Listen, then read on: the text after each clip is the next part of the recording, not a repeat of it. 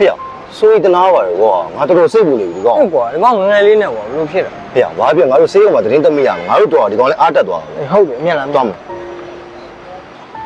ကွာ ဖေရသွားမယ်ကွာငါတို့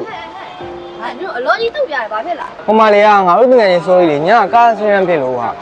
ဟုတ်ဒါနဲ့နင်းဒီမှာဘာလုပ်လဲ